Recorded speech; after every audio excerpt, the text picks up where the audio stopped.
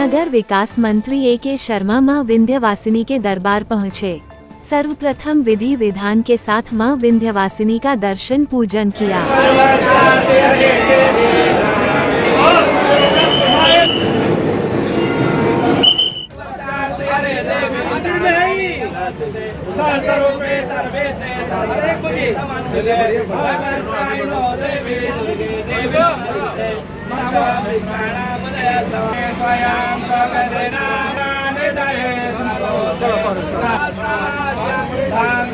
दर्शन पूजन करने के बाद नगर पालिका अध्यक्ष के माध्यम से नगर में फ्री वाईफाई सेवा का उद्घाटन किया। पुष्प वर्षा के रूप में प्रारंभ और यह वाईफाई जोन आज आप सभी के लिए। उसके बाद पत्रकारों से वार्ता की। पूजा करने आए हैं। मां विंध्यवासिनी हमारी एक तरह से कुल देवता है।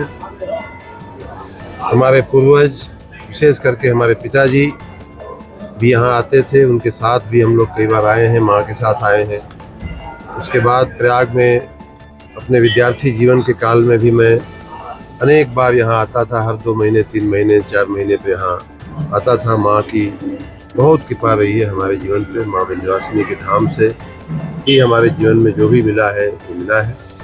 आज पुनः एक बार यहाँ आकर के उनके चरणों में, माँ के चरणों में शीश झुकाने का अवसर मिला, मैं धन्य हुआ।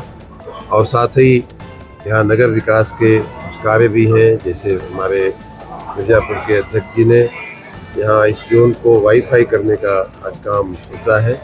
उस काम का भी शुभारंभ आज किया जाएगा। माँ की ही कृपा से सब कुछ हो रहा है। मैं माँ के चरणों में बारंबार प्रणाम करता हूँ और आप सभी को भी माँ की कृपा आप सभी पर बरसती रहे, हम सभी पर बरसती रहे, ऐसी प्रार्थना करता हूं। आगे गृह समस्या को लेकर लाइन की कैसी व्यवस्था जो है की गई है? ग्रीष्म की गर्मी की समस्या को लेकर के हमारा विभाग पूरी तरह से सतर्क है। कल भी मैंने बनारस में जो पूर्वांचल निगम है, वितरण निगम, उसके MD और उसके सभी वरिष्ठ अधिकारियों के साथ हमने मीटिंग किया और पूरे पूर्वांचल सहित पूरे प्रदेश में बिजली के दिनों में कटौती न हो, बिजली के दिनों में कोई ट्रिपिंग न हो, इसकी हम लोग चिंता कर रहे हैं। आपने देखा होगा कि पिछले 2 साल में हजारों करोड़ रुपए के हमारे काम हुए हैं, जिसमें जर्जर तारों को बदलना, ट्रांसफार्मर को बदलना, ट्रांसफार्मर का उच्चीकरण करना, जो विद्युत के उपकेंद्र हैं उनका उच्चीकरण और सुदृढ़ीकरण करना।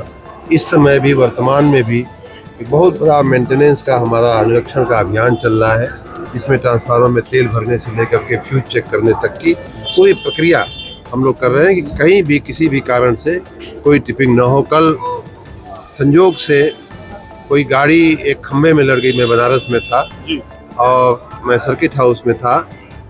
10 सेकंड के लिए लाइट गई, मुझे उसकी भी चिंता हुई। मैंने अधिकारियों से पूछा कि क्यों ऐसा हुआ, तो उन्होंने बताया क्या करें साहब, एक गाड़ी खम्भे से आके लड़ गई, खम्भा गिर गया।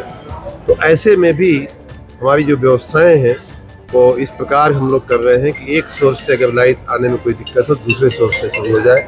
माँ विंध्यवासिनी के धाम जैसे जो धाम है उन पर विशेष रूप से हमारा प्रयास है कि एक नहीं बल्कि 2 सोर्स से उसकी सप्लाई किया जाए, जिससे कि एक में कोई प्राकृतिक बाधा आ भी जाए, आंधी आ जाए, तूफान आ जाए, कोई गाड़ी लड़ जाए खंभे से, तो ऐसे संजोग में भी दूसरे सोर्स से उसकी लाइट चालू रहे।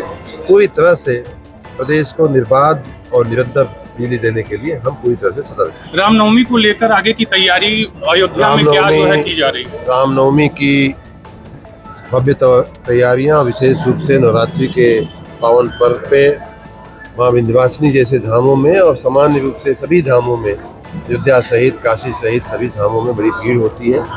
अभी मैंने आते हुए ही पंडित जी से पूछा, यहाँ तो अब नवरात्रि में तो बहुत भीड़ होगी, तो उन्होंने बताया हाँ अवश्य होगी। उसके लिए भी नगर विकास विभाग पूरी तरह से सतर्क है, पूरी तरह से तैयार है। हमारे अध्यक्ष जी जैसे यहाँ खड़े होकर के अपने पैरों पे सेवा करते हैं माँ की, उसी तरह से आपने देखा होगा कि महाकुंभ में भी प्रयागराज की व्यवस्थाएं तो दिव्य और भव्य थी ही, लेकिन अगल बगल के निकायों ने भी, चाहे भदोही हो, चाहे मिर्जापुर हो, चाहे जौनपुर हो, चाहे सुल्तानपुर हो, सब ने अपनी उत्कृष्ट भूमिका निभाते हुए प्रयाग के तीर्थयात्रियों की बहुत अच्छी सेवा किया था। उसी प्रकार नवरात्रि के दिनों में, रामनवमी के दिनों में भी बहुत अच्छी सेवा हम करेंगे, उसके लिए हमारा संकल्प है। Thank you.